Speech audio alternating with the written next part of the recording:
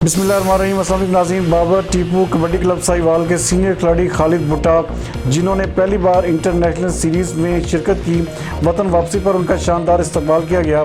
आरिफ वाला से हमारे नुमाइंदे राना ताहिर जवेद के मुताबिक खालिद भुट्टा ने ईरान में मुनक्किद होने वाले कबड्डी सीरीज़ पंजाब कबड्डी टीम और ईरान कबड्डी टीम मैच में पाकिस्तान और ज़िला पाकपतन की नुमाइंदगी की और वहां पर अपने मुल्क और अपने शहर का नाम रोशन किया। मैच जीतने पर खालिद भुट्टा को बाबर टीपू और पाकिस्तान कबड्डी फेडरेशन ने मुबारकबाद भी पेश की।